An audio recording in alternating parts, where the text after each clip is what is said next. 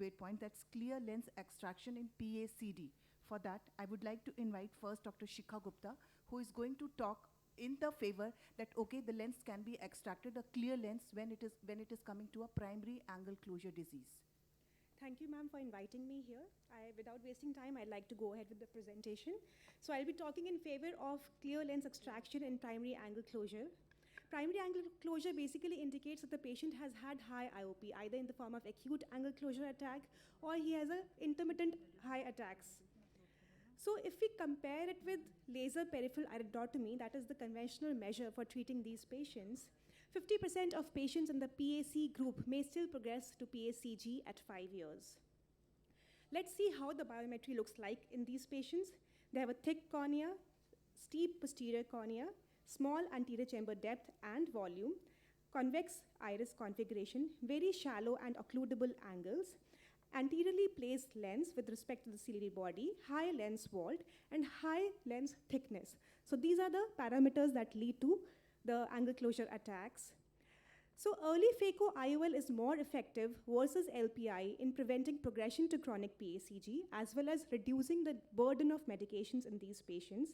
And when we look at in patients, those who have once attack of acute angle closure, up to 71% reduction from presenting IOP may be there, and they may rarely go on to usage of long-term glaucoma medications or a surgery after phaco IOL.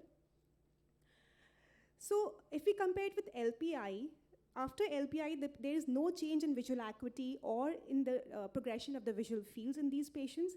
Some complications because of PI, like prolapse of vitreous and macular edema, may occur. But the advantage is that accommodation by natural lens is not ameliorated in patients undergoing LPI, unlike a phaco IOL. However, phaco IOL helps in achieving better IOP reduction over long term, because we are taking away the lens, which is partly pathogenic in these patients by having high thickness and anteriorly placed.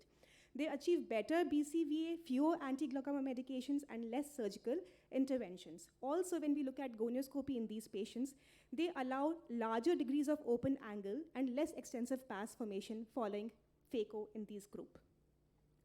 When we look at complications, at 2 years, almost 40% of patients who undergo LPI, they undergo treatment failure, in contrast to only 10% in those patients who undergo phaco IOL. However, at this point, I would like to say that cataract extraction may be technically demanding in this group, as the patients are anxious, they have inflamed eyes. The AC is shallow, they may be poor surgical view, especially after an acute attack. They may have high IOP, small pupils, posterior synechiae, especially if they have had LPI before. They may also have poorly dilating pupil with floppy iris and iris bleed. Topical anesthesia sometimes may be insufficient in these patients, and they may have higher complications. And therefore, it is mandatory that if we are taking these patients for surgery, we should control the IOP nicely, and we should give peribulbar block, and an experienced surgeon should perform these surgeries. Eagle study said when they had enrolled the patients of both primary angle closure as well as primary angle closure glaucoma, and they said that there's 1.18 millimeter more loading in the group after clear lens extraction. And it showed greater efficacy and more cost effectiveness than LPI. The added advantage of phaco group is that it can also be combined with MIGS in this era. And hence, I would like to summarize that phaco IOL as an adjunct offers long-term IOP control, and it should specially be performed in patients who are not willing for frequent follow-ups and have lost one eye to advanced glaucoma or are allergic to anti-glaucoma medications. Ma'am, please.